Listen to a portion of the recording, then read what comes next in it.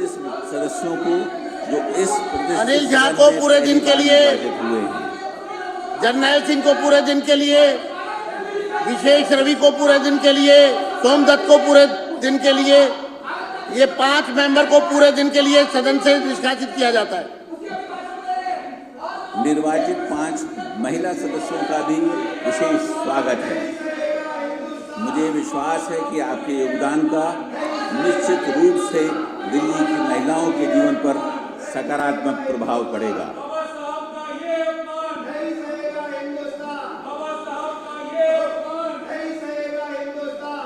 मैं माननीय मुख्यमंत्री एवं मंत्रिमंडल के सभी सदस्यों को भी नई सरकार के गठन की शुभकामनाएं देता हूं। माननीय सदस्यगण, इस ऐतिहासिक भवन में स्थित इस सदन का हिस्सा होना सुरेंद्र सिंह को अपने आप में ही गर्व पूरे दिन के लिए निष्कासित किया जाता है। वीर सिंह धिंगार को पूरे दिन के लिए निष्कासित किया जाता है। मार्शल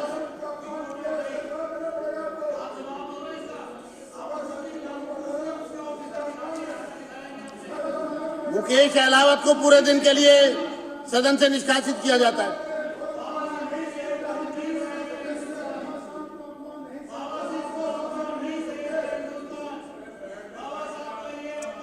ये ऐतिहासिक एवं भव्य इमारत 1912 से 1926 तक इंपीरियल लेजिस्लेटिव काउंसिल तथा सेंट्रल लेजिस्लेटिव असेंबली यानी कि तत्कालीन भारत की संसद हुआ करती थी। आज जिस आसन पर माननीय अध्यक्ष बैठे हैं, उस पर कहीं महान स्वतंत्रता सेनानी और मां भारती के सपूत श्री विट्ठल भाई पटेल आसीन हुआ करते थे।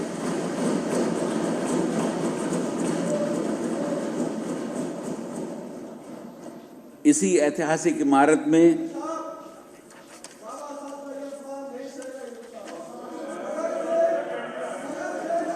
इनको बाहर करिए, पूरे दिन के लिए बाहर करिए। कादियान जी को पूरे दिन के लिए बाहर। इसी ऐतिहासिक इमारत में रॉलेट एक्ट पास हुआ और स्वतंत्रता संग्राम की अनेक गाथाएं लिखी गईं।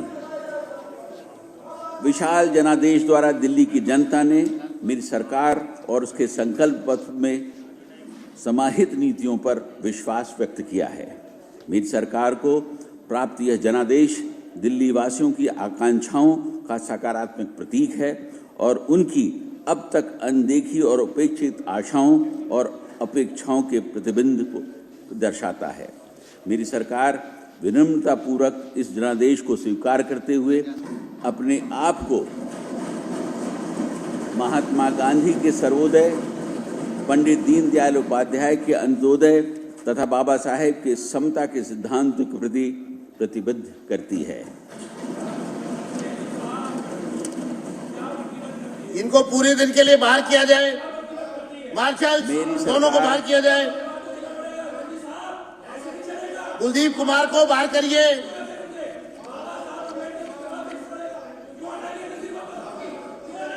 बाहर करिए, दोनों को बाहर करिए।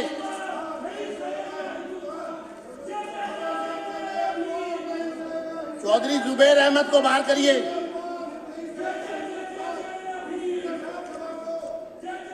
मेरी सरकार इस प्रचंड जनादेश को उन नीतिगत बदलावों की स्वीकृति के रूप में देखती है जिनका वादा हमने जनता से किया था। लोगों ने न केवल व्यक्तिगत बल्कि समावेशी विकास एवं दृष्टिकोण को और न्यायगत प्रगति की मेरी सरकार की रूपरेखा में विश्वास जताते हुए अपना समर्थन दिया है। आतिशी सिंह को पूरे दिन के लिए बाहर किया जाए। बाहर करिए। प्रदेश की जनता ने विकसित दिल्ली संकल्प पत्र में अपना विश्वास प्रकट कर नई सरकार को जनादेश देकर सेवा का अवसर प्रदान किया है। मेरी सरकार पारदर्शी और जवाबदेह सुशासन प्रदान करने के लिए संकल्पबद्ध है, जहां भ्रष्टाचार के लिए कोई स्थान नहीं होगा।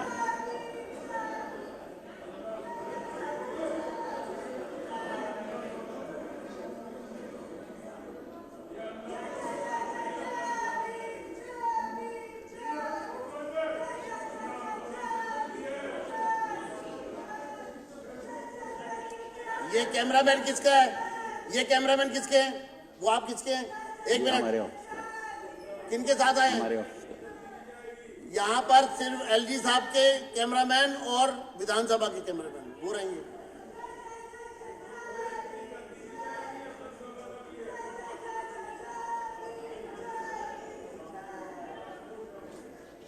माननीय प्रधानमंत्री श्री नरेंद्र मोदी जी का सबका साथ, सबका विकास, सबका विश्वास, सबका प्रयास और सबका सम्मान का मूल मंत्र मेरी सरकार की दिशा तय करेंगे। मेरी सरकार इन्हीं सिद्धांतों पर लोगों की सेवा करने और न्याय, स्वतंत्रता, समानता एवं बंधुत्व जो कि भारत के संविधान की प्रस्तावना में निहित है पर आधारित प्रशासनिक व्यवस्था के प्रति समर्पित है। मेरी सरकार लोगों की बढ़ती उम्मीदों और आकांक्षाओं के प्रति पूरी तरह सचेत है। आगामी 5 वर्षों में मेरी सरकार साधारण नागरिकों से संबंधित 5 बुनियादी जरूरतों समेत निम्न 10 प्रमुख क्षेत्रों पर व्यापक जोर देगी। भ्रष्टाचार मुक्त कुशल प्रशासन, सशक्त नारी, गरीब कल्याण, स्वास्थ्य सुविधाओं में सुधार, उत्कृष्ट शिक्षा व्यवस्था, विश्व स्तरीय सड़क परिवहन, स्वच्छ एवं प्रदूषण मुक्त दिल्ली, यमुना नदी का पुनरुद्धार, स्वच्छ जल,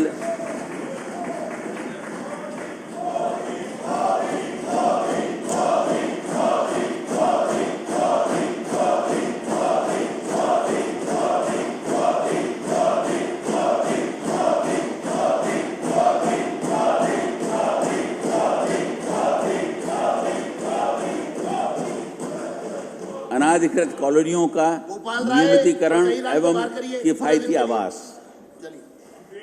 बाहर करिए,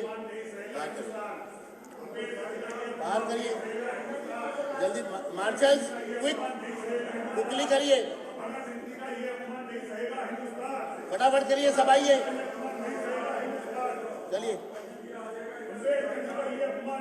चलो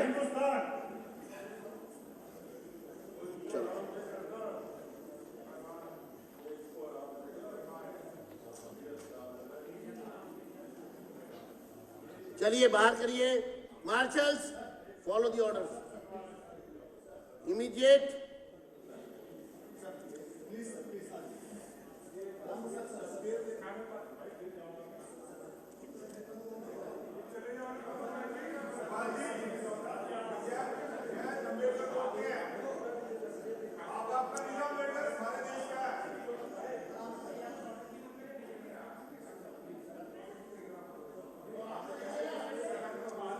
मार्शल्स, मुझे आपके खिलाफ एक्शन ना लेना पड़ेगा। देख लो, आप एलजी साहब खड़े हैं और आप लोग बहुत स्लो हैं, समझ गए?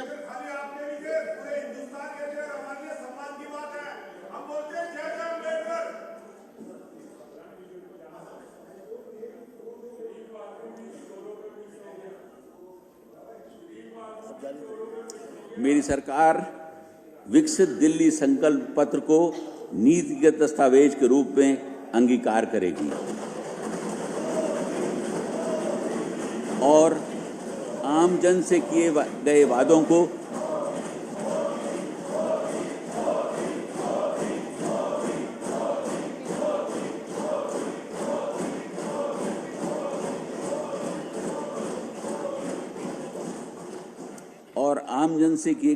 को पूरा करने के साथ ही उनकी उम्मीदों पर खरा उतरने की दिशा में आगे बढ़ेगी। यह नीति की दस्तावेज वर्तमान सरकार की सर्वोच्च प्राथमिकता होगी। इस संबंध में सभी विभागाध्यक्षों को 100 दिवसीय कार्य योजना बनाकर विकास की रूपरेखा बनाने के निर्देश दिए गए हैं। मेरी सरकार ने मंत्रिमंडल की पहली बैठक में ही भारत के नियंत्रक एवं महालेखाक परीक्षक की रिपोर्टों को संविधान के पटल पर रखे जाने का निर्णय लिया है, जिससे पिछली सरकार की प्रशासनिक कमियों को जानने और उन्हें दूर करने का मार्ग प्रशस्त होगा। आने वाले कुछ महीनों में मेरी सरकार की पहली प्राथमिकता सड़कों, नालियों, सीवर लाइनों, स्वास्थ्य सुविधाओं तथा पीने के पानी की समस्याओं को दूर करने की होगी। साथ ही मेरी सरकार अब तक की लचर और भ्रष्ट प्रशासनिक व्यवस्था, जिसको विज्ञापनों के मायाजाल ने छुपा रखा था, उसे तत्काल प्रभाव से भ्रष्टाचार मुक्त कर सुदृढ़ और सुचारू बनाएगी। मेरी सरकार का दृढ़ प्रयास होगा कि दिल्ली में राजस्व प्राप्ति को बढ़ाया जाए, ताकि जन कल्याणकारी तथा दीर्घकालिक ढांचागत योजनाओं के लिए पर्याप्त धन राशि उपलब्ध हो। इस लक्ष्य को प्राप्त करने के लिए मेरी सरकार दिल्ली के सतत औद्योगिक विकास तथा आर्थिक गतिविधियों एवं रोजगार को बढ़ावा देने वाली अनेक योजनाओं को लागू करेगी।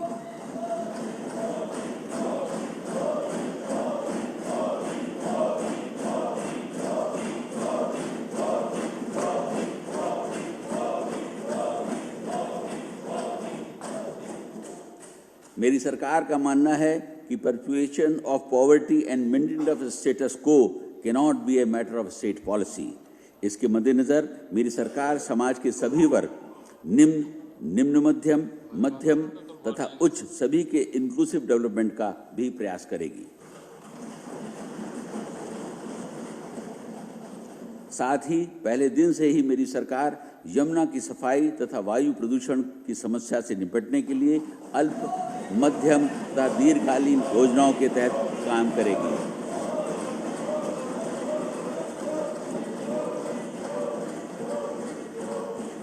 मेरी सरकार का उद्देश्य दिल्ली को देश का सबसे स्वच्छ मेट्रो शहर बनाना है।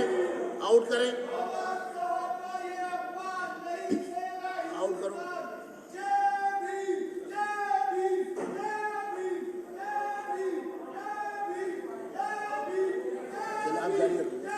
मेरी सरकार का उद्देश्य दिल्ली को देश का सबसे स्वच्छ मेट्रो बनाना है और स्वच्छ सर्वेक्षण रैंकिंग में शीर्ष स्थान हासिल करना है। इसे हासिल करने के लिए हमें कई कार्य करने होंगे। मेरी सरकार गाजीपुर, ओखला, भलसवा में कचरे के पहाड़ों को खत्म करने के लिए ठोस कचरा उत्पाद क्षमता बढ़ाने के समुचित प्रयास करेगी और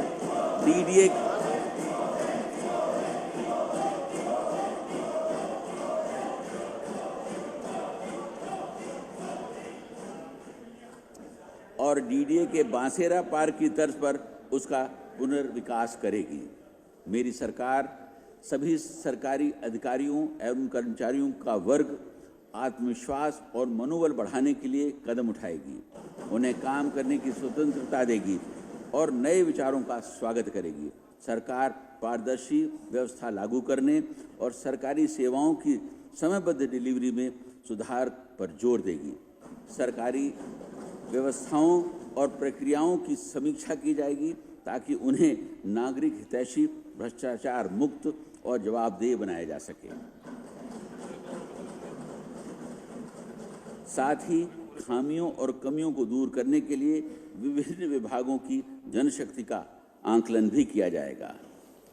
माननीय प्रधानमंत्री जी के जहां झुकी वहां मकान, पीएम उदय, आयुष्मान भारत तथा पीएम सूर्य घर योजना के अलावा दिल्ली वासियों के कल्याण के लिए और विकसित दिल्ली तथा देश की राजधानी को विश्व स्तरीय शहर बनाने के लिए मेरी सरकार की प्रतिबद्धता हमारे 8 संकल्पों में निहित है, जिसके बारे में मैं इस सदन को संक्षेप रूप में बता रहा हूँ।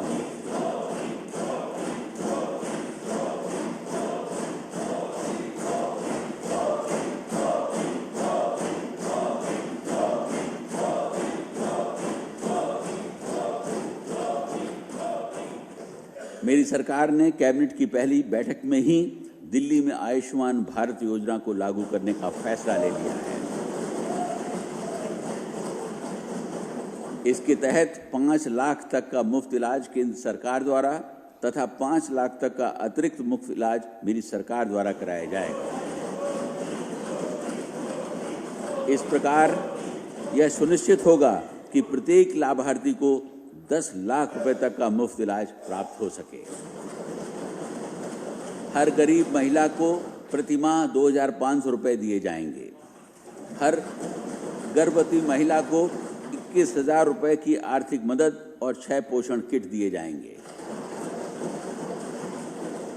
हर गरीब परिवार की महिला को मात्र 500 रुपए में एलपीजी सिलेंडर उपलब्ध कराया जाएगा।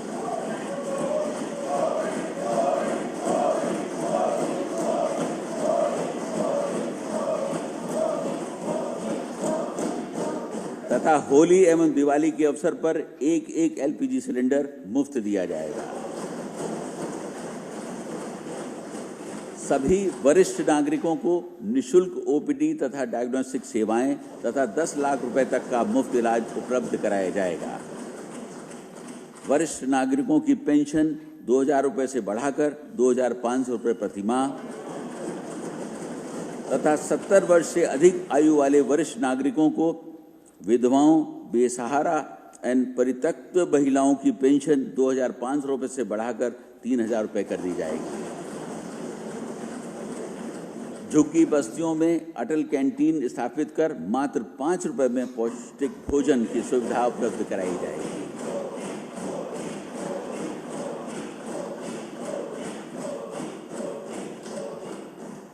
मेरी सरकार जहां एक तरफ मौजूदा कल्याणकारी योजनाएं जारी रखेगी, वहीं इन योजनाओं को अधिक प्रभावी और भ्रष्टाचार मुक्त बनाएगी।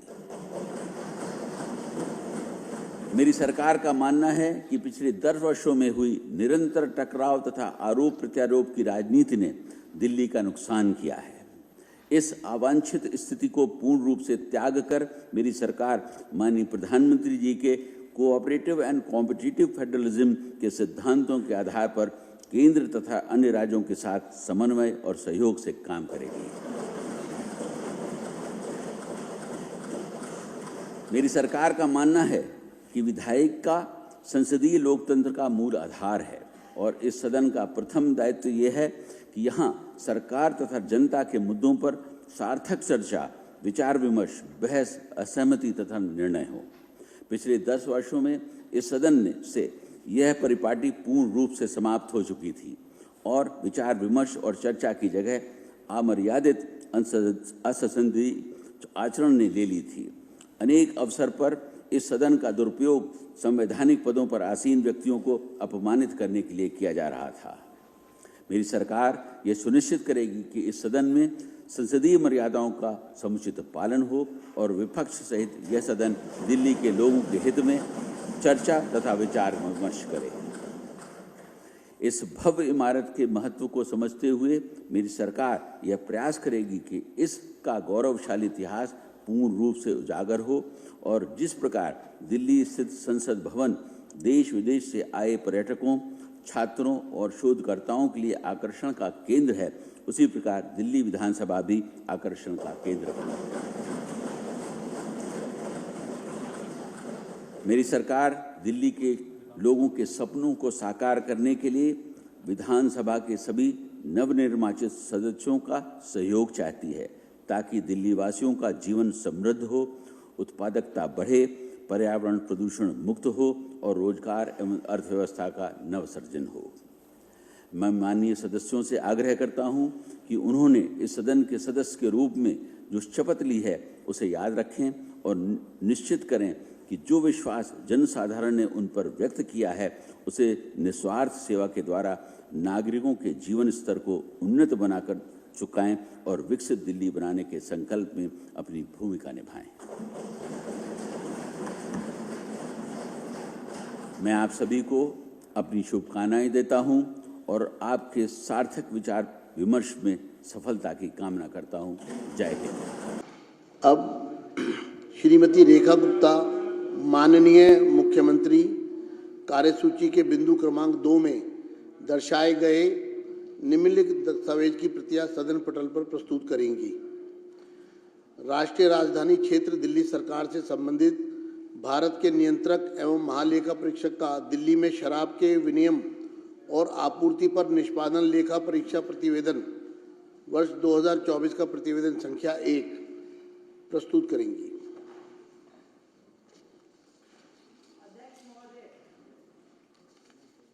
मैं आपकी अनुमति से राष्ट्रीय राजधानी क्षेत्र दिल्ली सरकार से संबंधित भारत के नियंत्रक एवं महालेखा परीक्षक का दिल्ली में शराब के विनियम और आपूर्ति पर निष्पादन लेखा परीक्षा प्रतिवेदन वर्ष 2024 का प्रतिवेदन संख्या नंबर 1 की प्रतियां सदन पटल पर प्रस्तुत करती हूं।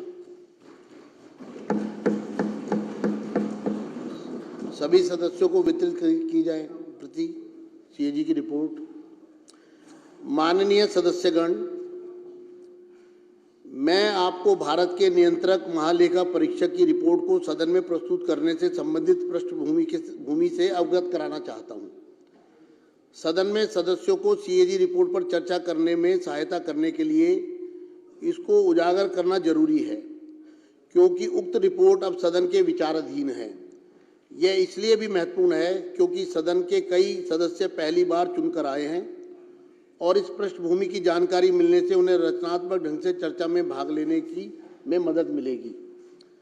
सीएजी एक संवैधानिक संस्था है जो जवाबदेही है, पारदर्शिता और सुशासन को बढ़ावा देती है। इसे संवैधानिक प्रहरी भी कहा जाता है और इसकी कार्यप्रणाली को माननीय सर्वोच्च न्यायालय ने संविधान की मूल संरचना कहा है। सीएजी जनता, विधायिका और कार्यपालिका को यह स्वतंत्र और विश्वसनीय आश्वासन देती है कि सार्वजनिक धन एकत्रित किया जा रहा है और उसका प्रभावी ढंग से कुशलतापूर्वक उपयोग किया जा रहा है। यह आश्चर्यजनक तथ्य है कि वर्ष 17-18 के बाद से 2017-18 से सीएजी की रिपोर्ट को सदन पटल पर प्रस्तुत नहीं किया गया है। इस संबंध में विपक्ष के तत्कालीन नेता, अर्थात उस समय मैं विपक्ष का नेता था, के नेतृत्व में तत्कालीन विपक्षी विधायकों ने, जो इस सदन के सदस्य भी हैं, उसमें से 5 सदस्य हैं, ने सीएजी रिपोर्ट को सदन में प्रस्तुत करने के लिए माननीय राष्ट्रपति, तत्कालीन विधानसभा अध्यक्ष, तत्कालीन मुख्यमंत्री, वित्त मंत्री और मुख्य सचिव से अनुरोध किया था। राज्य की वित्तीय हालत के बारे में जानकारी प्राप्त करने के लिए बहुत जरूरी था। मैं इस बात से बहुत पीड़ित हूं कि सीएजी रिपोर्ट को दबा दिया गया और पिछली सरकार ने इस रिपोर्ट को सदन में प्रस्तुत न करके संवैधानिक प्रावधानों का जानबूझकर उल्लंघन किया। इस संबंध में मैं सदस्यों का ध्यान माननीय उच्च न्यायालय द्वारा रिट याचिका संख्या 1821/2024 में दिनांक 24 जनवरी 2025 को दिए गए अपने फैसले में की गई टिप्पणी की तरफ आकर्षित करना चाहता हूं। साथियों, ये जो सीएजी की रिपोर्ट आज प्रस्तुत की जा रही है, वास्तविकता में एक भ्रांति फैलाई गई, जिसको मैं सदन के समक्ष स्पष्ट करना चाहता हूं कि रिपोर्ट स्पीकर को दे दी गई है, लेकिन हाई कोर्ट ने जो टिप्पणियां की है इस पूरे मामले में, उससे आपको स्पष्ट हो जाएगा कि सीएजी की रिपोर्ट को किस तरह से दबाया गया। हाई कोर्ट के फैसले में कहा गया 39, para 39, it would be supervised of the constitutional mandate to withhold these reports from the legislature for an inordinately long period after the same have been forwarded by the CAG to the concerned government। मैं इसका अनुवादित पक्ष पढ़ रहा हूं। इन रिपोर्टों को CAG द्वारा संबंधित सरकार को भेजे जाने के बाद इन्हें विधायिका से अर्थात सदन से सदस्यों से बहुत लंबे समय तक रोके रखना संवैधानिक जनादेश के विरुद्ध होगा। ये हाई कोर्ट की टिप्पणी है। दूसरा, it is quite evident, 41 para high court के फैसले का, it is quite evident that most of these CAG reports were kept pending with the respondent number 1 Delhi government, respondent number 2 chief minister for an inordinately long period of time। यह स्पष्ट है कि इनमें से अधिकांश CAG रिपोर्ट प्रतिवादी दिल्ली सरकार और प्रतिवादी मुख्यमंत्री के पास लंबे समय तक लंबित रखी गई। Para 43, It is also evident that the concerned respondent, Government of NCT, was remiss in forwarding the concerned CAG reports to the LG as mandated under Article 151(2) of the Constitution of India. Even after this aspect was staunchly agitated by filing writ petition bearing number WP 1534/2024। Court ने कहा, यह भी स्पष्ट है कि संबंधित प्रतिवादी दिल्ली सरकार ने भारत के संविधान के अनुच्छेद 151(2) के तहत उपराज्यपाल को संबंधित सीएजी रिपोर्ट अग्रेषित करने में लापरवाही बरती, जब जानबूझकर उसको रोके रखा, जबकि इस पहलू को रिट याचिका दायर करके जोरदार तरीके से उठाया गया था। अर्थात संविधान की अनुच्छेद 151(2) का खुला उल्लंघन हुआ और उस अनुच्छेद के अनुसार सरकार को यह रिपोर्ट एलजी के पास समय रहते भेजनी थी, लेकिन जानबूझकर सरकार ने रिपोर्ट को अपने पास दबाए रखा। ये हाई कोर्ट ने, ये जब आप लोग चर्चा में भाग लें तो आपको तथ्य आपके समक्ष होने चाहिए। Para 45, even thereafter the respondent, Government of Delhi, did not act with alacrity in the matter. इसके बाद भी दिल्ली सरकार ने मामले में तत्परता से काम नहीं लिया। कोर्ट में आने के बाद भी सरकार अड़ी रही रिपोर्ट को अपने पास दबा के रखने में। 46, ये हाई कोर्ट की टिप्पणियां पढ़ रहा हूं जो किस प्रकार से संवैधानिक शक्तियों का उल्लंघन हुआ है, किस तरह से रिपोर्ट को छुपाया गया है। 46, it is quite evident there has been an inordinate delay on the part of the respondent, Government of Delhi, in taking requisite steps for laying the CAG reports before the Legislative Assembly. The sequence of events and the timeliness reveal a disdainful disregard by the Government of Delhi of its constitutional obligation. यह बिल्कुल स्पष्ट है, high court कहता है, यह बिल्कुल स्पष्ट है कि प्रतिवादियों दिल्ली सरकार की ओर से विधानसभा के समक्ष सीएजी रिपोर्ट रखने के लिए अपेक्षित कदम उठाने में अत्यधिक देरी की गई। घटनाओं का क्रम और समयबद्धता प्रतिवादियों राष्ट्रीय राजधानी क्षेत्र दिल्ली सरकार द्वारा अपने संवैधानिक दायित्वों के प्रति तिरस्कारपूर्ण उपेक्षा को दर्शाते हैं। अर्थात दिल्ली सरकार ने संवैधानिक दायित्वों का तिरस्कार किया, ये हाई कोर्ट की टिप्पणी में कहा गया रिपोर्ट को पेश ना करके। ये माननीय, these are the words of the Honorable High Court. These are very critical and strong observations. In para 49, the Honorable Court has said, it is directed that once the Legislative Assembly is constituted and summoned pursuant to the upcoming elections, requisite steps shall be taken by the respondent, Government of Delhi, inter alia under Rule 24, 27 and 289 of the Rules of Procedure for the purpose of laying the CAG reports as expeditiously as possible. यह माननीय उच्च न्यायालय के शब्द है। यह बहुत ही गंभीर और कड़ी टिप्पणी है। इसके अलावा पैरा 49 में माननीय न्यायालय ने कहा है, यह निर्देश दिया जाता है कि आगामी चुनावों के बाद जैसे ही विधानसभा का गठन होता है और सदन को आहूत किया जाता है, दिल्ली सरकार द्वारा अन्य बातों के साथ साथ प्रक्रिया नियमों के नियम 24, 27 और 289 के तहत सीएजी रिपोर्ट को यथाशीघ्र सदन के पटल पर रखने के लिए आवश्यक कदम उठाए जाएं।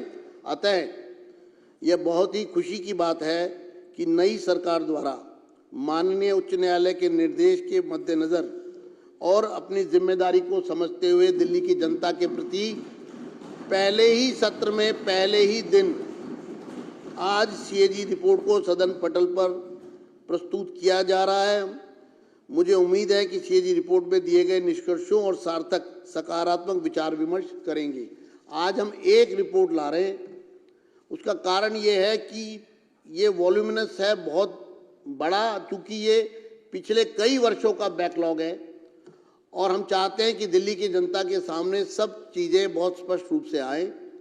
इसलिए आज एक रिपोर्ट सदन के पटल पर रखी गई है और इसी तरह से आने वाले दिनों में दूसरी रिपोर्ट लाई जाएगी।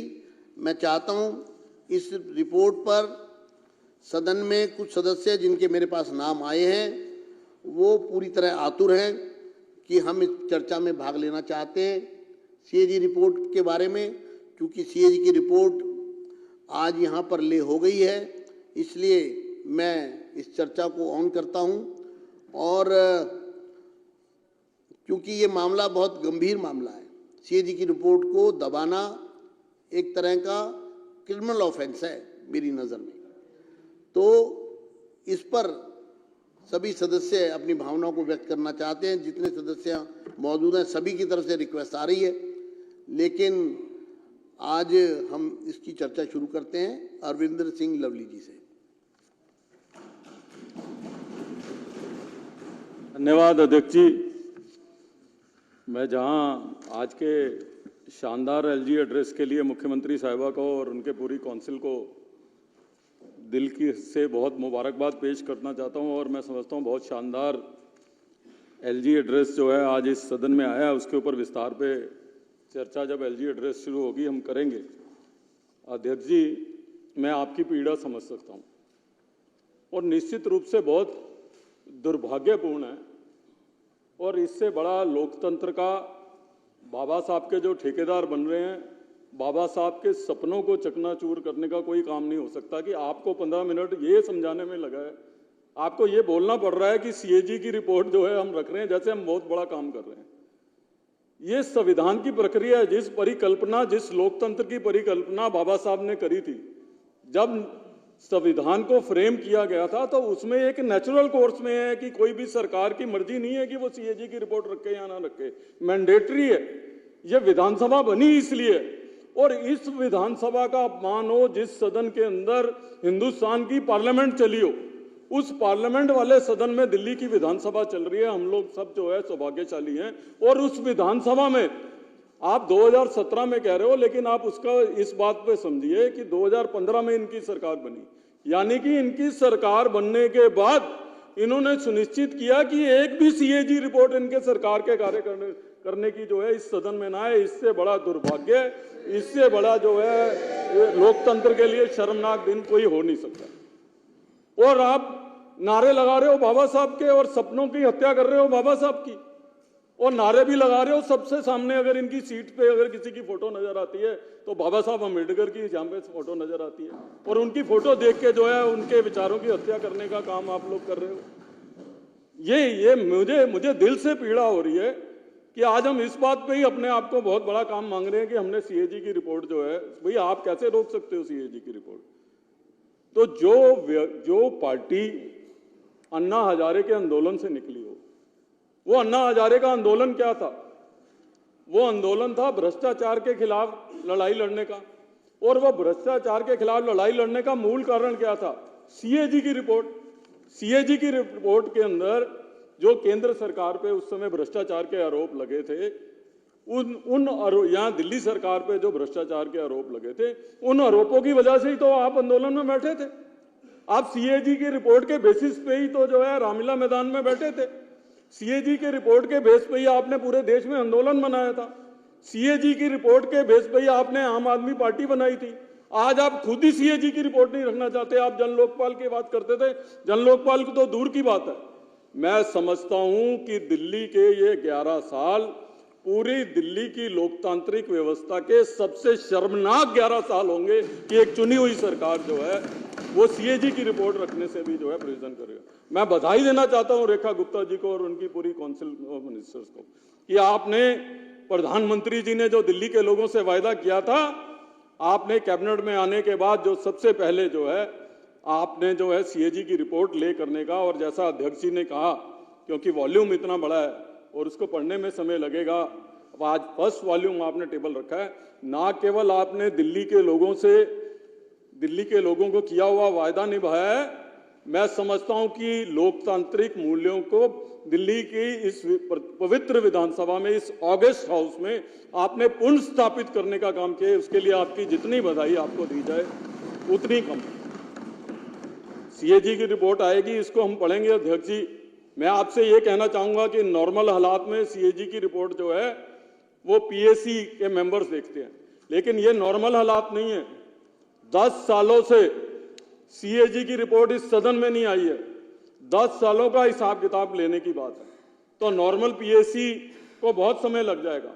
और मैं समझता हूं कि उन 10 सालों की सीएजी रिपोर्ट आके एक विशेष चर्चा जो है इनके 10 साल के कार्यकाल में और उस रिपोर्ट के ऊपर अंदर इस सदन को करना चाहिए, ताकि जो है इनका भ्रष्टाचार जो है वो लोगों के सामने आ जाए। नॉर्मल रूटीन में हम सीएजी की रिपोर्ट पीएसी में डिस्कस करते हैं, आगे भी करेंगे, लेकिन क्योंकि ये एक्स्ट्रा ऑर्डिनरी हालात है तो हमको जो है इनको एक्सपोज करने की जो है आवश्यकता है।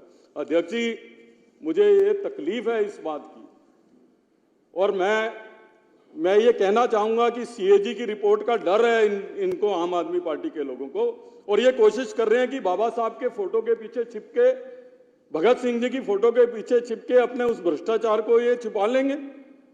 ये गलतफहमी के शिकार हैं अध्यक्ष जी। अध्यक्ष जी, बाबा साहब हम सब लोगों के लिए पुण्य है। हम सब लोग जो है उनका मान और सम्मान करते हैं। किसी भी राजनीतिक दल का व्यक्ति जो है उनका मान और सम्मान करता है।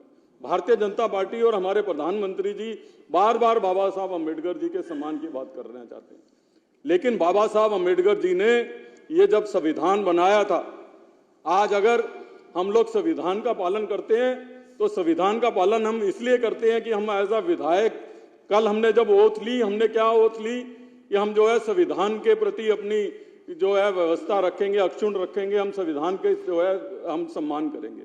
उस संविधान के निर्माता कौन है? उस संविधान के निर्माता जो है बाबा साहब अम्बेडकर है। इस देश की प्रथा क्या रही है? इस देश की प्रथा रही है कि जो भी संवैधानिक पद पे हैं, और बाबा साहब का स्वप्न यह था ये कि जो भी संवैधानिक पद पे हैं, चाहे वो देश के राष्ट्रपति हैं, चाहे वो देश के प्रधानमंत्री हैं, सारे सरकारी ऑफिसरों में, कार्यालय में उनकी फोटोग्राफ लगेगी। अध्यक्ष जी, मैं आज भारतीय जनता पार्टी का सदस्य रहा हूं, लेकिन उससे पहले लंबे समय तक कांग्रेस पार्टी में मैं और राजकुमार जी रहे हैं। लंबे समय तक दिल्ली सरकार में मंत्री रहा हूं मैं। मुझे आज भी याद है कि मैं जब मंत्री था उस समय जो है केंद्र के अंदर जो है वो एनडीए की सरकार थी। अब्दुल कलाम जी देश के राष्ट्रपति थे, अटल बिहारी वाजपेयी जी देश के प्रधानमंत्री थे, क्योंकि ये मैंडेटरी है और बाबा साहब ने जो है संविधान की रचना की है। मेरे ऑफिस में और सारे मंत्रियों के ऑफिस में अब्दुल कलाम जी का और अटल बिहारी वाजपेयी जी की फोटोग्राफ जो है लगी होती थी। ये संवैधानिक परंपरा है इस देश की, जो आज बाबा साहब हमारे लिए सम्मानित है। आज भी हमारे मुख्यमंत्री जी ने बाबा साहब अम्बेडकर जी की फोटो लगाई हुई है। लेकिन मैं इनसे प्रश्न पूछना चाहता हूं कि बाबा साहब के उन सपनों को जिसमें यह लिखा गया है कि संवैधानिक पद पर रहने वाले राष्ट्रपति और प्रधानमंत्री की फोटो जो है वो गवर्नमेंट के कार्यालय में होगी, उसको हटाने का काम किसने किया? इसको जो है इनको देश और सदन को हटाना पड़ेगा। मैं रेखा जी को मुबारकबाद देना चाहता हूं, माननीय मुख्यमंत्री जी को, क्या आपने बाबा साहब की उन संसदीय परंपराओं को बरकरार रखने का काम दोबारा दिल्ली में किया माननीय प्रधानमंत्री जी और राष्ट्रपति जी के फोटो लगाने के लिए। किसने महात्मा गांधी जी की फोटो लगाई? बाबा साहब जी की फोटो होनी चाहिए। लेकिन बाबा साहब जी के जो आदर्श, खाली फोटो से काम नहीं चलेगा। उन्होंने जो आदर्श दिए, उन्होंने जो रास्ता दिखाया है देश को चलने के लिए, उस रास्ते पे भी चलना पड़ेगा। उस संसदीय परंपराओं का निर्वाह करना पड़ेगा जो बाबा साहब ने इस सारे देश को अंदर दिखाया। आप उसका वो नहीं करोगे। आप भगत सिंह जी की फोटो दिखाओगे। भगत सिंह जी ने क्या कहा है कि शराब घोटाले करके जेल जाओ। भगत सिंह जी ने यह बताया है कि आप जो है स्कूलों में घोटाले करो, आप हेल्थ में घोटाले करो। सीएजी की रिपोर्ट्स आएंगी, अभी दूध का दूध पानी का पानी जो है वो निश्चित रूप से होगा, ये कहा था भगत सिंह जी ने। आप भगत सिंह जी की फोटो की बात कर रहे हो। और भगत सिंह जी के प्रदेश का आपने क्या हाल किया है? आपका मुख्यमंत्री वहां पे है, वो एक ऐसे व्यक्ति को ऐसे डिपार्टमेंट का मंत्री बना देता है जो डिपार्टमेंट एग्जिस्ट ही नहीं करता। ये भगत सिंह जी के सपने थे कि 2 साल तक आपको यही नहीं पता लगा कि ये डिपार्टमेंट ही नहीं है, वो सचिवालय नहीं जाता, वो मीटिंग नहीं अटेंड करता, ना मुख्यमंत्री को पता लगता है ना मंत्री को पता लगता है। ये भगत सिंह जी के सपन आप जो है आप पूरे कर रहे हो। आप किस तरीके की बात कर रहे हो अध्यक्ष जी? मैं चाहता था आज विपक्ष के लोग यहां पे हों, उनके सामने जो है आंख में आंख डाल के बात करूं। अध्यक्ष जी, आपके पीछे में सदन में बहुत सारे हमारे नए सदस्य हैं। मेरा सौभाग्य रहा है इस सदन में बहुत सालों तक रहने का। हमारे पुराने साथी मोहन सिंह बिष्ट जी यहाँ पे बैठे हैं, कुलवंत राणा, बहुत पुराने साथी मनोज जी, हमारे बहुत पुराने साथी भी इस विधानसभा में रहे। आप लोगों के साथ भी 3 टर्म में रहे, लेकिन आप लोगों का दुर्भाग्य रहा कि आप ऐसे समय में एमएलए बने जब लोकतांत्रिक मूल्य इस सदन के खत्म हो गए थे। वो सदन किस काम का है जिस सदन के अंदर जो है क्वेश्चन आवर खत्म कर दे और वो सरकार बाबा साहब के सपनों की बात करे। वो सदन किस काम का है? ये सदन किस लिए होता है? इस सदन के सदस्यों को हम विधायक क्यों कहते हैं? इस सदन का मूल काम विधायी कार्यों में भारी लेना। ये सदन केवल सरकारी बिजनेस के लिए नहीं है कि सरकार कोई बिल लेके आए, सरकार बजट लेके आए, हम पास कर दें और हमारी ड्यूटी खत्म। हमारी क्या सोच इस समाज के प्रति है? बाबा साहब ने हमको ये अधिकार दिए। हम फ्राइडे का डे प्राइवेट मेंबर डे इसलिए रखते हैं कि हमारी जो सोच है, और मैं खुद एज ए एमएलए मैं ना जाने कितने प्राइवेट मेंबर बिल इस सदन में लेके आया, जिसको बाद में सरकार ने सरकारी तंत्र बना के उसको ऑफिशियल बिल्स बनाए। ये बाबा साहब की बात करेंगे, ये बताएंगे कि प्राइवेट मेंबर डे खत्म करने का जो है पाप किसने जो है दिल्ली के इस सदन में किया। अध्यक्ष जी, आप पुराने मेंबर हैं, मैं आपकी अध्यक्षता में मुझे बड़ी उम्मीद है कि आप सदस्यों के सारे उन अधिकारों को दोबारा से दिल्ली के अंदर पुनर्स्थापित करके बाबा साहब के सपनों को साकार करने का काम करोगे, ना केवल नकली बाबा साहब की फोटो दिखा के बाबा साहब की फोटो के पीछे अपने भ्रष्टाचार के आरोपों को छुपाने वालों लोगों को जो है आप एक्सपोज करोगे। अध्यक्ष जी, मैं ये कह रहा था आज अगर आतिशी जी और उनके सब मेंबर यहाँ पे होते तो मैं उनको ये बताता कि ये जब हम इस सदन में बैठे हैं, हमारे सदन के पीछे जो है विट्ठल भाई पटेल जी की फोटो लगी हुई है। विट्ठल भाई पटेल जी इस देश के महानतम स्पीकर रहे हैं। यहाँ पे जब मिनी पार्लियामेंट लगती थी, उससे पहले मैं अपने नए मेंबर्स हैं उनको बताना चाहता हूँ, उससे पहले रवाज था कि जैसे आज गवर्नर साहब आए, ऐसे वाइस रॉय जो है इस सदन को संबोधित करने के लिए आता था। वो वाइस रॉय जब संबोधित करने के लिए आता था तो उसका वो एक चोला पहन के आता था। उस चोले की एक तार को जो है स्पीकर पकड़ते थे और एक लीडर ऑफ द हाउस पकड़ते थे। वो दोनों ऐसे पकड़ के एलजी को, वाइस रॉय को सदन के अंदर लेके आते थे। विट्ठल भाई पटेल और अध्यक्ष जी जैसे आज एलजी साहब आए, उनके साथ आप कुर्सी लगा के बैठ गए। पहले जब वाइस रॉय आता था तो स्पीकर भी नॉर्मल सदस्य की तरह आके नीचे बैठ जाता था, उसको साथ कुर्सी लगाना अलाउ नहीं होता था। आपके सेक्रेटरी और एलजी के सेक्रेटरी बराबर में कुर्सी लगा के बैठे। उस समय वाइस रॉय का सेक्रेटरी टेक ओवर कर लेता था, जो स्पीकर का सेक्रेटरी है वो उठ के ऑफिसर गैलरी में बैठ जाता था। ये वो सदन है। विट्ठल भाई पटेल पहले ऐसे स्पीकर थे जिन्होंने चोला पकड़ने से मना कर दिया था। उन्होंने कहा था ये सदन का मालिक मैं हूं, आप वाइस रॉय होंगे, बाहर होंगे, आपके बराबर में मेरी कुर्सी लगी। ये है वो सदन। इसलिए इनको समझाता था कि इस सदन के साथ खाली बाबा साहब की फोटो तो वहां देख ही सकते हो आप, शहीद भगत सिंह जी की फोटो आप देखो, बहुत अच्छी बात है। विट्ठल भाई पटेल जी की भी फोटो देखो। इस सदन की लोकतांत्रिक मूल्यों का ध्यान करो, और जो अरविंद केजरीवाल का चोला पकड़ के चल रहे हो ना, इस चोला को छोड़ के संविधान की जो है मर्यादा का ध्यान रखो। ये मैं इनको कहना चाहता हूं। इसलिए मैंने विट्ठल भाई पटेल की कहानी सुनाई, इसलिए मैंने इनको इस बात की चर्चा में इनकी आंख में आंख डाल के करना चाहता था कि इन 10 सालों के अंदर आपने जिस तरीके से एडमिनिस्ट्रेटिव स्ट्रक्चर को खत्म करने का काम किया।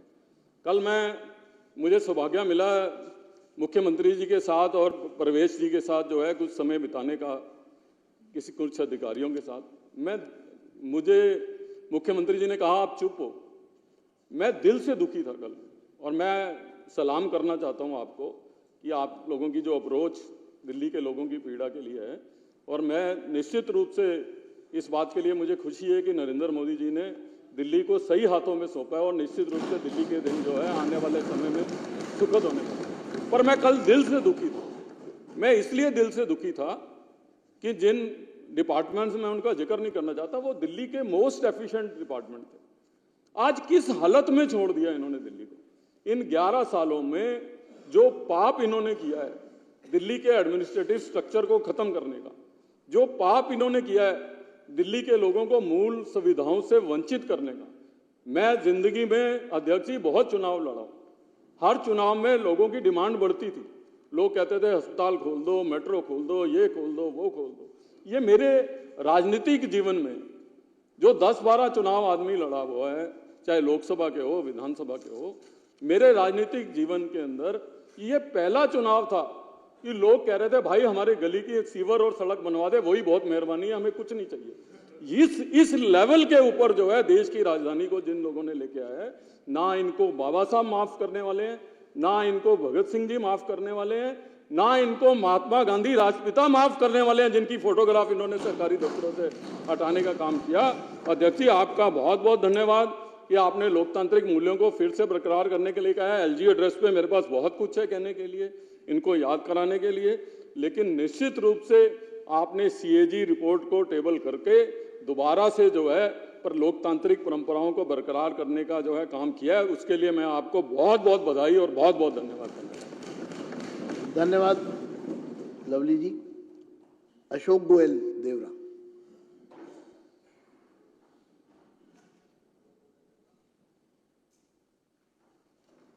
माननीय अध्यक्ष जी, आज मैं आप सबको ये बधाई देना चाहता हूं कि आपने जो सीएजी की रिपोर्ट सदन के सामने रखी और एक ये वायदा पूरा किया, और जो संविधान के अंदर जो आपदा की सरकार थी, जो भी आपने उल्लेख भी किया हाई कोर्ट के माननीय जजेज का, उनकी टिप्पणी का कि संविधान के दायित्वों का तिरस्कार किया गया, उस संविधान की रक्षा करने के लिए आपने आज इस रिपोर्ट को रखा। और ये जो लोग, जो कट्टर बेईमान लोग हैं, जो बाबा साहब के चित्र के नीचे छुपकर अपनी बेईमानों को छुपाना चाहते हैं, उसके लिए आपने ये रिपोर्ट सदन के सामने रखी। मैं एक बार बधाई देना चाहता हूं।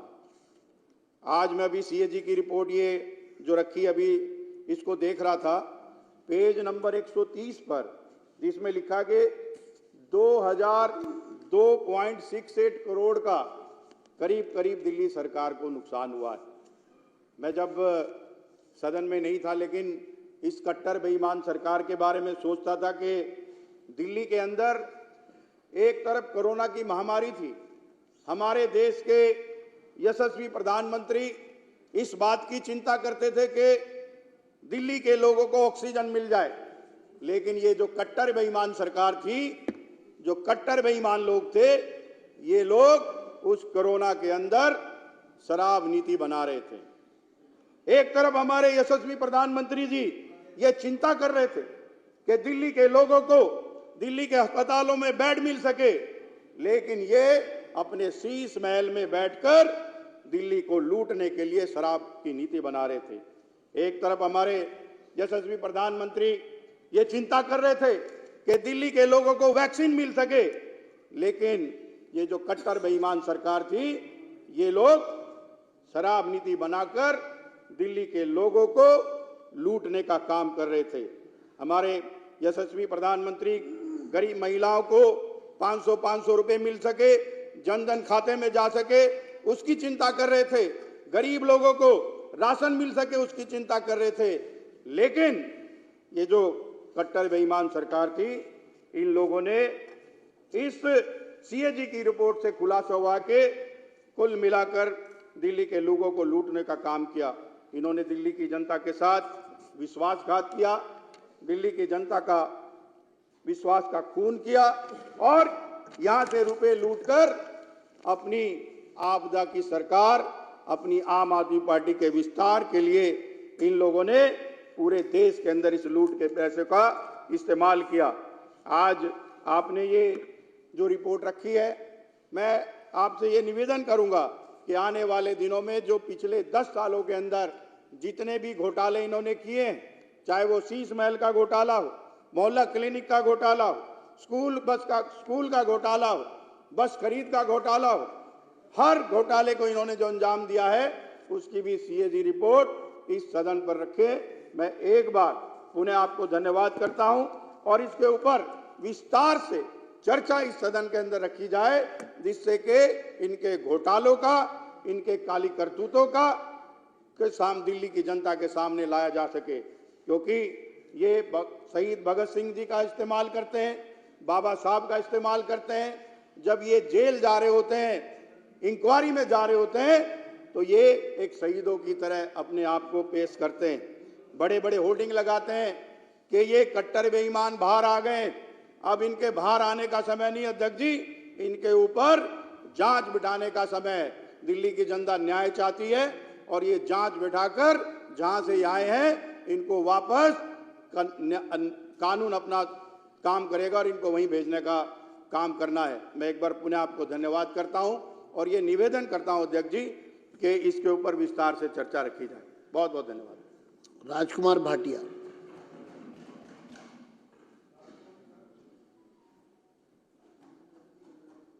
अध्यक्ष जी, मैं आपका आभार व्यक्त करना चाहूँगा, मुझे आपने इस महत्वपूर्ण मुद्दे पर बोलने का अवसर दिया है। सबसे पहले मैं आपको बधाई दूंगा कि आज महामहिम उपराज्यपाल जी के अभिभाषण का जिस प्रकार से संतुलित और संयमित निर्वहन यहाँ पर हुआ है और जिन लोगों ने उसमें खलल डालने की कोशिश की, उनके प्रति जो आपका स्पीकर का जो रवैया होना चाहिए था, वो आपने अपनी लोकतांत्रिक मर्यादाओं को निभाया। मैं उसके लिए आपका आभार व्यक्त करता हूँ।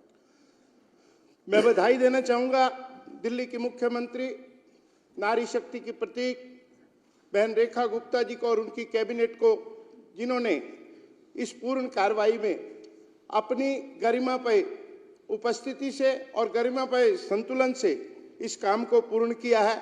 मुझे याद आ रही थी इस सदन में ही 1993 में जब भारतीय जनता पार्टी की सरकार थी, श्री मदन लाल खुराना जी, चौधरी साहिब सिंह वर्मा जी और श्रीमती सुषमा स्वराज जी की, जिनके काल में सुशासन की इबारतें लिखी गई थी और आज वही क्रम बहन रेखा गुप्ता जी के नेतृत्व में यहाँ दोहराया जाने लगा है। सुशासन की नई इबारतों के लिए दिल्ली को बधाई है।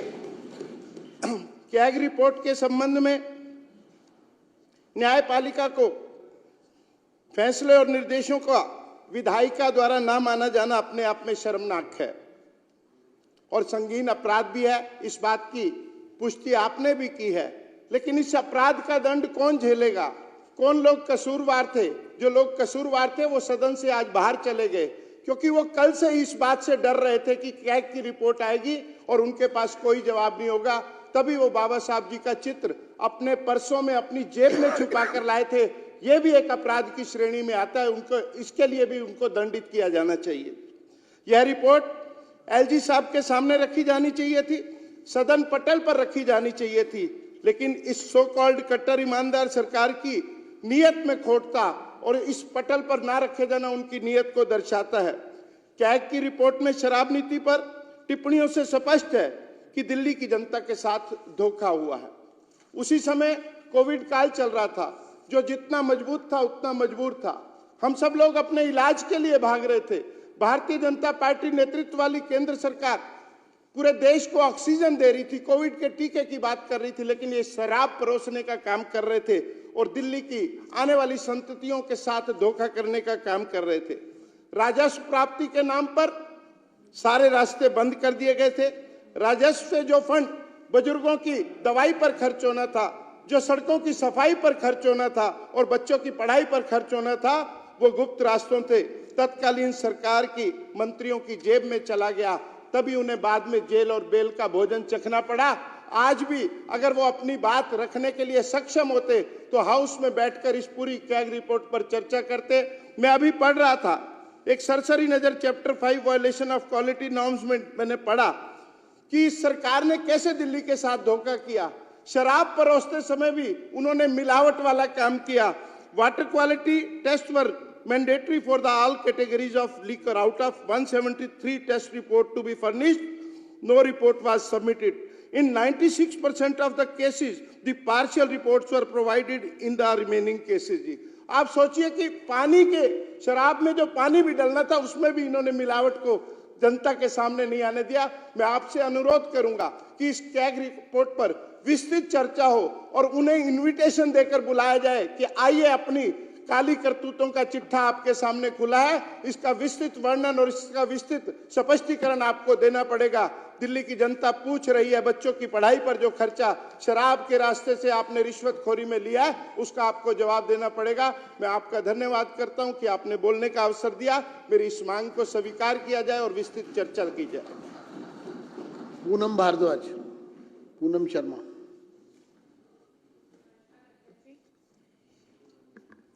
आप सबको बधाई। और हमारी दिल्ली की मुख्यमंत्री रेखा गुप्ता जी ने भी बहुत सराहनीय काम करा है। जब से दिल्ली के अंदर भारतीय जनता पार्टी की सरकार आई है, उन्होंने आते ही अपना रोल दिखाया कि हाँ, जो घोटाले पिछले 10 वर्षों से हो रहे हैं उनको हम आज टेबल पे लेके आएंगे। उनके लिए भी आप सबको बधाई, क्योंकि पिछले 10 सालों से जो दिल्ली के साथ घोटाले हुए हैं, दिल्ली की जनता के साथ धोखा हुआ है, उनका अब जवाब उनको मिलने वाला है। जैसे वो बाबा साहब के चित्र के पीछे अपना 2 मुंह छुपाने की कोशिश कर रहे हैं, मगर अब इन सब चीज़ों से कोई काम नहीं चलेगा। उनका असली चेहरा सबके सामने आएगा। दिल्ली की जनता को पता चलेगा कि उन्होंने कितने घोटाले करे हैं। जैसे शराब घोटाला हो गया, स्कूल के घोटाले हो गए और राशन घोटाला, मतलब हर एक चीज़ के अंदर उन्होंने घोटाले करे हैं। और आप सब इस चीज़ के लिए मैं आप सबसे निवेदन करना चाहती हूँ कि ये दिल्ली की जनता के हित के लिए बहुत सराहनीय काम है। और आप सबको पुनः फिर से बधाई दे रही हूँ इस चीज़ के लिए कि आप सब ने ये जो CAG की जो समस्या पिछले 10 साल से जो भ्रष्टाचार फैल रखा था, उसको आपने दिल्ली के सामने लाने के लिए जो सराहनीय कदम उठाया, उसके लिए बहुत बहुत धन्यवाद।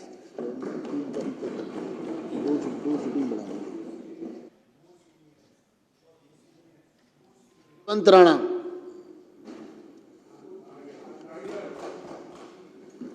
माननीय अध्यक्ष जी, आपका बहुत बहुत धन्यवाद।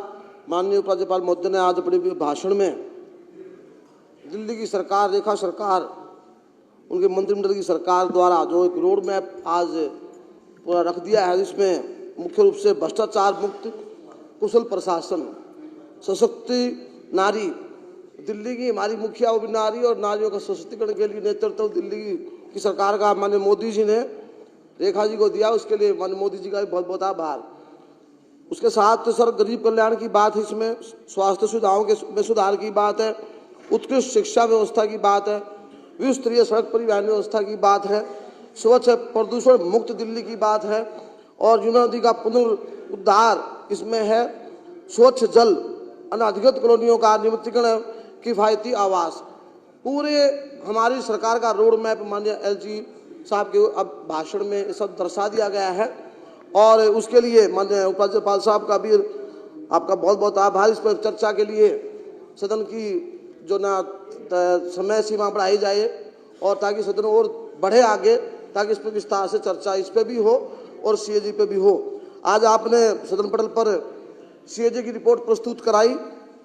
इसमें मुख्य रूप से ये सत्य है कि सरकार पूरे वर्ष में जितने भी हमारे विभाग दिल्ली सरकार के अधीन होते हैं, उन सभी विभागों का CAG का उद्देश्य क्या है कि कोई भी विभाग में कोई भी अधिकारी या कोई भी नेता गलत तरीके से काम ना हो, जनता के पैसे का सदुपयोग हो, उसके लिए नियम उपनियम बनाए हुए हैं सभी सरकार के विभागों के, और कहीं को दाई ना हो और सरकार का पैसा ठीक ढंग से उसका उपयोग हो जनहित में।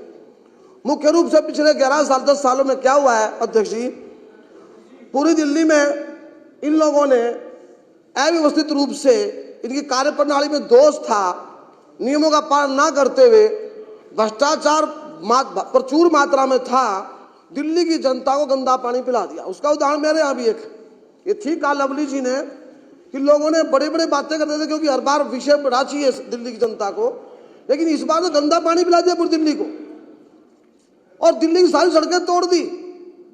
ऐसा हुआ कैसे कि इनकी सोच ठीक नहीं थी, नीयत ठीक नहीं थी और कार्य कराने के पैमाने ठीक नहीं थे और सीवर डाले गए, सीवरों में घोटाला हो गया। बड़ी बड़ी कंपनियां टेक ओवर कर लिया, सफाई पूरी नहीं करवाई, उससे ढंग से काम नहीं हुआ। मैं एक उदाहरण दिया खाली एक विभाग का, दिल्ली पहली बार देख रही है कि दिल्ली शहर जो पूरे देश की राजधानी उदाहरण है, यहाँ की सड़कें कभी जिंदगी में ऐसी नहीं हुई। सड़क हमारे जीवन में कभी मैंने सड़कें ऐसी दिल्ली की देखी नहीं और 93 से 98 के बीच में मदनलाल खुराना साहब ने और साहिब सिंह साहब ने दिल्ली का नेतृत्व किया और क्या सुविधाएं दी और कितना काम किया उन 5 सालों में। आगे मुख्यमंत्री जी शीला जी ने भी काम को आगे बढ़ाया, लेकिन इस 10 साल के अंदर दिल्ली की हवा खराब, सड़क खराब, पानी खराब, यातायात व्यवस्था खराब और भ्रष्टाचार के जो नाम पर आए इतना भ्रष्टाचार किया, जबरदस्त कमाल हो गया, सारी हदें पार कर दी। तो जो सीएजी की रिपोर्ट प्रस्तुत की है इसमें जो अनियमितताओं का उल्लेख इसमें है कि शराब की टू टेकिंग का उद्देश्य पूरा नहीं, इतने सारे विषय इसमें हैं जिनमें अनियमितताएं की गई हैं। इसका विस्तार से अध्ययन करके इसके ऊपर चर्चा होगी।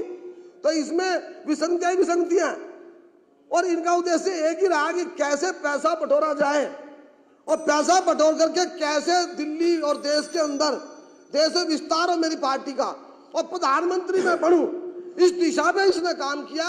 दिल्ली के लोगों की दशा सुधरे, दिल्ली के लोगों को समस्याओं का हल हो, दिल्ली बेहतर शहर हो, इसके बारे में विचार नहीं किया। उसका एक ही टारगेट था कि वो मैं देश का प्रधानमंत्री कैसे बनूं और उसके और काम किया और नियमों उपनियमों का सबका उल्लंघन करते हुए उसने काम किया। उसकी सजा माननीय हमारे आज शहीद आजम भगत सिंह जी और अंबेडकर साहब ने उनको दे दी है और उनका चित्र जरूर लगा महापुरुषों का, उनका अनुसरण नहीं किया। वो कितने महान लोग थे, माननीय शहीद भगत सिंह साहब का कितना जीवन त्याग तपस्या का और जिन्होंने अपनी जान की परवाह ना करके देश की आजादी की लड़ाई लड़ी और उनका चित्र लगा करके माननीय जो हमारे बाबा अंबेडकर साहब जिन्होंने संविधान बनाया, क्यों बनाया संविधान? इस देश की संविधान की व्यवस्था में एक खूबी यह है कि एक व्यक्ति विशेष को पूर्ण अधिकार नहीं है, ऊपर से ऊपर एक व्यक्ति की व्यवस्था है। तो इन्होंने उनका भी उल्लंघन किया और ये जो रिपोर्ट जिसके बारे में चर्चा हो रही है, ऐसी कोई सरकार नहीं कंक्लूड करिए जिसने सीएजी की रिपोर्ट प्रस्तुत ना की हो। ये पहली सरकार है जिसने सीएजी की रिपोर्ट ही नहीं पेश की। तो इससे बड़ा अपराध क्या हो सकता है? तो मुझे आप कह रहे हो बैठने के लिए मैं बैठूंगा, आप हमारे अध्यक्ष हैं, आप हमारे अधिकारों की रक्षा भी करते हो, आपका हुक्म मुझे स्वीकार करना पड़ेगा। तो मैं ये कहूंगा, आपसे आग्रह करूंगा सदन के दिन और बढ़ाए जाएं ताकि इसमें अच्छी से चर्चा हो सके। आपने मुझे चर्चा में हिस्सा लेने का अवसर दिया, उसके लिए आपका बहुत बहुत आभार। धन्यवाद। धन्यवाद। अनिल शर्मा। हाँ जी, नहीं, मेरे पास जो नाम आएंगे मैं बुलवाऊंगा। आदरणीय अध्यक्ष जी, मैं धन्यवाद करता हूं कि आज मुझे आपने बोलने का अवसर दिया और जो आज आदरणीय उपराज्यपाल महोदय ने जो हमारा रोड मैप रखा है, आदरणीय सीएम मैडम जो हमारी रेखा जी, जिन्होंने उनकी पूरी कैबिनेट ने जो विज़न दिया है दिल्ली को, आज उपराज्यपाल महोदय के अपने भाषण के हिसाब से हम लगता है आने वाले समय में जितने वादे हमने किए हैं हमारी सरकार उन सब वादों को जरूर पूरा करेगी, ऐसा विश्वास दिल्ली की जनता को कैबिनेट ने दिया है। हम भी सदस्य के नाते हुए विश्वास दिलाना दिल्ली की जनता को चाहते हैं। साथ ही जो सीएजी की रिपोर्ट जो आज पटल पर रखी गई है, जिसके बारे में सबसे शुरू में आदरणीय लवली जी ने जिस बात का जिक्र किया कि हमेशा जब भी कोई सरकार होती है उसके लिए ये सीएजी की रिपोर्ट साल में 2 साल में यहाँ पेश होनी चाहिए। सुन के बड़ा वो हो रहा है कि 10 साल से सरकार थी और सीएजी की रिपोर्ट को पेश नहीं किया गया। आप लीडर ऑपोजिशन के नाते लगातार इसकी लड़ाई लड़ते रहे, आप कोर्ट तक भी गए, आपने विधानसभा में आवाज उठाई, आपने जहां जहां आवाज उठा सकते थे आवाज उठाई, परंतु उस टाइम के यहाँ की मुख्यमंत्री या यहाँ के उस टाइम के स्पीकर उन्होंने इस मुद्दे को यहाँ पर इस सीएजी की रिपोर्ट को विधानसभा में पेश नहीं होने दिया, क्योंकि वो जानते थे कि जब ये शराब घोटाला ये दिल्ली की वर्तमान उस टाइम के मुख्यमंत्री कर रहे थे केजरीवाल जी, जिनको आज उन्हीं के घोटालों की वजह से जो बड़ी बड़ी बातें करते थे, आदरणीय देश के माननीय प्रधानमंत्री जी तक के लिए बोलते थे कि 7 जन्म ले ले उनको हरा नहीं सकते। आज दिल्ली की जनता ने उनको हरा के घर बिठा दिया है, क्योंकि उन्होंने ये घोटाले किए थे। तो ये घोटाले की वजह से, और जो अपने आप को शिक्षा मंत्री बोलता था वो शिक्षा मंत्री नहीं था, वो शराब मंत्री था, उसको भी आज दिल्ली की जनता ने घर बिठा दिया है, क्योंकि ये दिल्ली की जनता का पैसा था जो दिल्ली की जनता के साथ इन्होंने धोखा किया था। मैं बहुत धन्यवाद करना चाहता हूं आपका और रेखा जी का कि जिन्होंने आज ये पटल पे रखा है और इसके लिए विस्तृत बातचीत यहाँ होनी चाहिए। दिल्ली की जनता के सामने ये सारा विषय जाना चाहिए कि दिल्ली की जनता का पैसा कैसे लूटा गया। जब कोरोना काल चल रहा था तो कोरोना काल के अंदर ही ये शराब नीति बनाई गई थी। कोरोना काल में लोग जब दिल्ली के बाहर जा रहे थे तो माननीय प्रधानमंत्री जी उनका ध्यान रख रहे थे और दिल्ली की जनता ने, उनसे उम्मीद थी कि केजरीवाल भी शायद कुछ करेगा, पर दिल्ली की जनता को केजरीवाल उस टाइम के मुख्यमंत्री ने धोखा दिया और हाथ खड़े कर दिए। अस्पतालों में बेड की व्यवस्था नहीं थी। अगर वो सारी व्यवस्था किसने संभाली तो हमारे माननीय मोदी जी ने और माननीय अमित शाह जी ने खुद आके उस टाइम में वो सारी व्यवस्था संभाली थी। तो मैं आपके से माध्यम से ये जो आज यहाँ पर पेश हुई है, मुझे लगता है इसको विस्तृत के लिए 3-4 दिन जरूर सदन बढ़ाया जाए और जब इसकी जानकारी दिल्ली की जनता को मिलेगी कि कितना बड़ा घोटाला हुआ, और घोटाले की एक बात कह के अपनी बात को समाप्त करूंगा। जब उनको ये लगा कि वो पकड़े जा रहे हैं और जब ये मामला हमारी पार्टी ने जगह जगह पर उठाया तो उन्होंने खुद भी इसको वापस किया, क्योंकि उनको समझ में आ गई थी गलती तो बहुत बड़ी कर दी है। पर हमारी पार्टी ने, हमारे प्रदेश के अध्यक्ष जी ने और पूरी पार्टी ने जब ये मुद्दा उठाया था तो उसी दिन दिल्ली की जनता समझ गई थी कि ये बड़ा घोटाला है और उसी वजह से वो 62 से 22 हो गए हैं। आने वाले समय में वो 22 से 2 रह जाएंगे, ऐसा विश्वास मैं आपको बताना चाहता हूं। बहुत बहुत धन्यवाद मुझे बोलने का मौका दिया। बहुत बहुत धन्यवाद। तलविंदर सिंह मारवा जी। टाइम थोड़ा ज़्यादा देना जी, वो इसलिए टाइम ज़्यादा देना क्योंकि बोलने में तभी मज़ा आएगा ना जी। जी जी जी। और थोड़े से टाइम में तो कोई फायदा ही नहीं है। हाँ जी, और वो सामने भागे हुए हैं, उनको भी बुला लेते तो आज बताते उनको, कल तो बताया आज। सबसे पहले तो मैं प्रधानमंत्री नरेंद्र मोदी जी का धन्यवाद करता हूँ कि उन्होंने जो हमारी एक कार्यकर्ता जो पहली बार एमएलए बनी उसको महिलाओं का सम्मान करते हुए पूरे हिंदुस्तान की नहीं, पूरे वर्ल्ड में जहां हिंदुस्तान रहती हैं महिलाएं, उनका सम्मान करते हुए रेखा गुप्ता जी को चीफ मिनिस्टर बनाया है। उसके लिए मैं नरेंद्र मोदी जी की जो सोच है हमारे कार्यकर्ताओं के लिए, उनका मैं धन्यवाद करता हूं। और 6 के 6 मंत्री जो तजर्बे वाले, जो हमेशा नाम लूंगा, नाम उनका पूरी दिल्ली जानती है, सभी का हर फील्ड में उन्होंने काम किया है। मैं प्रधानमंत्री जी का धन्यवाद करता हूँ। विशेषकर पता क्या होता है अध्यक्ष जी, कि सबसे सम्मानित वो हमारे अध्यक्ष जी विजेंद्र गुप्ता जी, जो मेरे कॉलेज के टाइम के साथी हैं, यहाँ पर विराजमान है। इनको भी जो तजुर्बा कॉरपोरेशन में रहा, जहाँ झाड़ू मारते हैं हम लोग, एमएलए में रहा, तो आपको भी जो ये दिया है नरेंद्र मोदी जी ने और हमारे सभी एमएलए ने वोटिंग करके आपको बनाया, इसके लिए भी मैं आपका एमएलए का धन्यवाद करता हूँ कि आपको यहाँ पर बिठाया। अब बात आ गई इनकी निखटों की, जो कि इनके अगर मैं कारनामे शुरू करूँ ना अध्यक्ष जी, क्योंकि हम तो दरी बिछाने वाले कार्य करते हैं, हमें तो सुबह ही पता लग जाता है क्या क्या समस्या है, कहाँ पर चोर बाजारी हो रही है।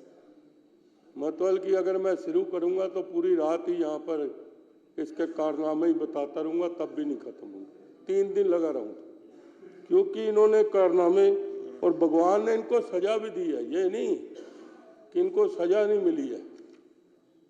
जो अन्ना से निकला, अन्ना का जन पोल हो, जो लोग बिल था वो कहाँ गया।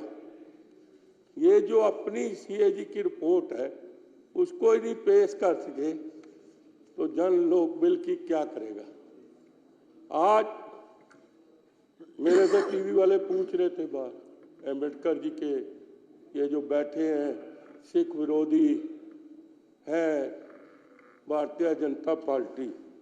पहली बात तो अम्बेडकर जी का जो सम्मान भारतीय जनता पार्टी और नरेंद्र मोदी जी ने किया है देश की आज़ादी के बाद, उतना सम्मान तो आज तक किसी ने नहीं किया। जनपद में कितना बड़ा ऑडिटोरियम अम्बेडकर जी के नाम का बना है, जहां पर उन्होंने संविधान लिखा है, वहां पर इतनी बड़ी इमारत मोदी जी ने बना रहे हैं। उसके बाद सिख विरोधी की बात करते हैं। भारतीय जनता पार्टी को कल कह रहे थे, अरे आपने क्या किया, आपने तो बच्चे की कसम खाकर कांग्रेस से समझौता किया। जो कहता था मैं शीला दीक्षित को जेल भेजूंगा, आपने तो उससे भी बच्चे की कसम खा के कंप्रोमाइज कर दिया। आज दिल्ली में अध्यक्ष जी हालात इतने खराब है कि जो हम टैंकर बुक करते थे, मैं मुख्यमंत्री जी का भी ध्यान दिलाना चाहता हूँ इस बात पे। पहले जो टैंकर बुक होता था वो पूरा दिन खड़ा रहता था, वहां पर पैसे जमा करा देते थे, वहां पर टैंकर पूरा दिन खड़ा रहता था। अब जिन बिटियों की शादी होती है, पैसे जमा करते रहे, ये 3 साल से चल रहे हैं मुख्यमंत्री जी, उसको क्या पता कि हलवाई को कितना पानी चाहिए। टैंकर आता था और 2 जो ड्रम पहले उसको मंगवाने पड़ते थे, ड्रमों में पानी डाल के चला जाता था, और उसके बाद जिसके घर में शादी होती थी वो पानी ढोता रहता था बेचारा। ध्यान उसका पानी की तरफ से कि हलवाई को पानी मिले। ये हालात आज दिल्ली जल बोर्ड में कर दिया इन्होंने। शराब की तो बात ही छोड़ो, शराब में तो इन्होंने ये जो घोटाला 2025 करोड़ का है, इसके अलावा जो कि इन्होंने कम से कम नहीं तो 1000 करोड़ कम बता रहे हैं। मेरे हिसाब से केजरीवाल और मनीष सिसोदिया ने 5000 करोड़ का काम किया है इस घोटाले में। और वो पैसा कहां गया वो भी मैं आपको बता देना चाहता हूं। वो पैसा एक क्यून चल रहा है ना, क्यून जो बिन ट्यूब का, वो जो क्यून गोल्ड वाला चल रहा है, जितने मर्जी पैसे उसमें जमा करा दो, किसी को पता नहीं लगेगा कितने पैसे हैं। हाँ, बिटकॉइन। बिटकॉइन में क्योंकि इसने अपने लैपटॉप, अपने टेलीफोन सब इसने क्यों बर्बाद कर दिए, क्योंकि वो कोड नंबर उसी में है, या तो उसको पता है या उसकी घरवाली को पता है। ये बिल्कुल सच बात बता रहा हूं, नहीं तो इतना पैसा रखने की जगह नहीं है किसी के पास। उसमें एक कोड नंबर होता है, बस दे दिया जाता है, जितने मर्जी पैसे डाली जाओ। वो काम इसने किया है क्योंकि इनकम टैक्स से निकला हुआ था। प्रधानमंत्री जी ने भी कहा है ये इनकम टैक्स का खिलाड़ी था बहुत बड़ा। ये इनकम टैक्स का तो खिलाड़ी नहीं था, उससे और भी खिलाड़ी था। ये लोगों की कंप्लेंटें करके पैसे उगवाता था। पुरानी हिस्ट्री इसकी निकालो, निकालो पुरानी हिस्ट्री इसकी। ये वो व्यक्ति था, बड़े बड़े कारोबारियों की फाइल से उनके नुक्से निकाल के कंप्लेंट करता था और पैसे मांगता था। ये वो व्यक्ति था।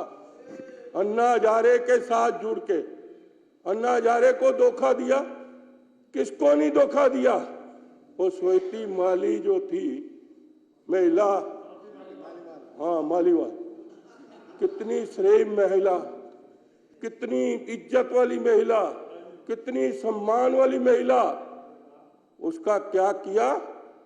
अपने बगले में बगला के अपने गुर्गों से उसको पिटवाया। इससे जलील व्यक्ति हिंदुस्तान में है ही नहीं। इसको तो अध्यक्ष जी आप लिहाज मत करना। आपको भी मैं कहना चाहता हूं कि आप लिहाज मत करना, कहीं सुआरस कर दे। मेरे को पता वो किस बरादरी का है, हाँ कहीं ये ना हो। तो इसलिए मैं पहले कह रहा हूं, हम चुप बैठने वाले नहीं है। हम उन एमएलए से नहीं है जो चमचागिरी करके मंत्री बने। हमारे बस की नहीं है ये काम। हम तो खड़कू आदमी है, साफ बात कहते हैं। किसी की स्वार्थ मत मानना, क्योंकि ये स्वार्थ मानना वाला भी पापी होगा। क्योंकि जो उन्होंने पाप किए हैं उसको सजा मिलनी चाहिए। अगर आप सही तरह मुख्यमंत्री जी इसकी रिपोर्ट करें तो मैं दावे से कहता हूं कि ये सारी जिंदगी जेल में सड़ता रहेगा। कोई जज जमानत नहीं लेगा, ये मैं कहना चाहता हूं। क्योंकि इसने खाली कागजों पे साइन किए हुए हैं दिल्ली जल बोर्ड के टेंडरों पे। इसकी घरवाली के साइन है, ये मैं बताना चाहता हूँ। इसकी घरवाली के साइन है, जो आलीशान बंगला बनाए इसकी घरवाली ने ऑर्डर दिया है, ये सामान मेरे को चाहिए। ये मैं इसलिए बताना चाहता हूँ आपको। तभी मैं कहना चाहता हूँ कि इस पापी को जेल में जाने देना। ये किसी का भी नहीं है, ये अपनी घरवाली का भी नहीं है, ये मैं आपको बताना चाहता हूँ। इसको सिर्फ पैसा चाहिए। एक पिक्चर आई थी ना, क्या है, कौन सा था गाना, पैसे पे क्यों मरती है, पैसा पैसा कर दूंगा। ये पैसे वाला व्यक्ति है, इसको पैसा चाहिए, पैसा चाहिए। जिस काम में ऐसा कोई काम भी बता दो दिल्ली सरकार का 10 साल जहां पर घोटाला ना हुआ हो, कोई एक महकमा बता दो, चाहे दिल्ली जल बोर्ड है, चाहे एजुकेशन है, चाहे कोई हो रहा है। वो मोहल्ला क्लिनिक क्या खोली है, वहां कुत्ते नजर आते थे, और वो मोहल्ला क्लिनिकों पे इसने अपने आदमियों को किराए पे दिया है। वो भी आपने चिट्ठा निकालना है, टैंकर जो टेंडर है उसका भी चिट्ठा निकालना है।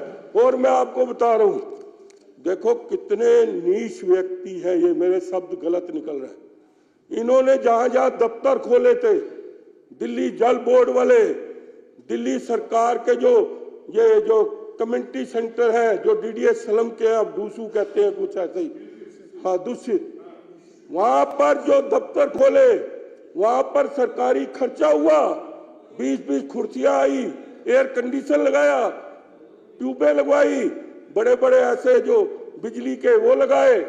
लेकिन जिस दिन हारे, बड़े शर्म की बात है, मैं वीडियो लेके नहीं आया, गलती होगी मेरे से, मैं आपको बताता कि इन्होंने वो सारा सामान अपने अपने घर ले गए। ये मनीष सिसोदिया चोर कहता है। मैं इससे पूछना चाहता था कि एक नहीं है, मतलब कम से कम नहीं तो 15-15, 10-10 दफ्तर खुले हैं। और बता रहा हूं, जो कम्युनिटी सेंटर डूसू के थे दूषित के, उनमें पार्किंग के भी इन्होंने अपने वर्करों को टेंडर दे रखे थे। ये आपको मैं बताना चाहता हूं। वहां पर रात को गाड़ियां पार्किंग होती थी, पैसे इनके वर्कर लेते थे। इससे नीच काम कोई नहीं कर सकता। ये मैं आपको बताना चाहता हूं अध्यक्ष जी।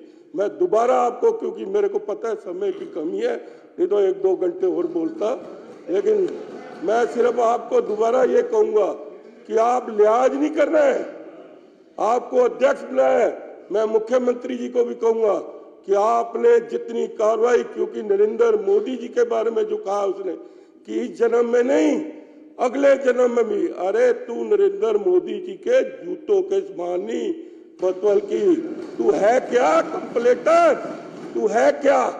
मोदी जी ने जो करके दिखाया है, हमको पूछो सिखों के लिए जो मोदी जी ने किया है, कॉरिडोर जो हम अरदास करते थे, करतारपुर कॉरिडोर, आज लाखों श्रद्धालु जाते हैं, आज वहां पर दर्शन करके शाम को वापस आते हैं। आज छोटे साहिबजादों के लिए, जो कि जिन्होंने पूरे वर्ल्ड में छोटे साहिबजादों की कुर्बानी कोई नहीं दे सकता, दादा कुर्बान किया, बाप कुर्बान किया, चारों भाई कुर्बान, मोदी जी ने उनके बारे में सोचा है। आज पूरे हिंदुस्तान में 26 दिसंबर मनाया जाता है, ये मोदी जी की देन है, ये मोदी जी की सिखों के देन है। वो ये क्या करता है, केजरीवाल ने पंजाब में किसको बिठा रखा है मुख्यमंत्री, उस व्यक्ति को जो जहाज में शराब के नशे में उतार के उसको नीचे ले आए थे। अभी पीछे 6 महीने की बात है, ये सच बात है, ये मत सोचना झूठ बात है। 6 महीने पहले एयर इंडिया से उसको शराब के नशे में से उतार के उसको बाहर फेंक के, ये मुख्यमंत्री वहां पर ऐसा बिठाया। चोर का भाई चोर, चोर का भाई चोर। आज मैं आने वाले समय में बता रहा हूं कि पंजाब में भारतीय जनता पार्टी की सरकार है, ये मैं बताना चाहता हूं, और इसका नामो निशान मिट जाएगा। थोड़े दिन और रुक जाना, अगर इसके 20 MLA इधर की तरफ नजर न आए तो मुझे पकड़ लेना, ये मैं कहना चाहता हूँ, ये मैं कहना चाहता हूँ अध्यक्ष जी। ज्यादा समय आपने दिया थोड़ा, उसके लिए नहीं, अभी अब क्योंकि समय है, तो मैं आपका धन्यवाद करता हूँ। भारत माता की। सदन की कार्रवाई 2 बजे तक के लिए स्थगित की जाती है।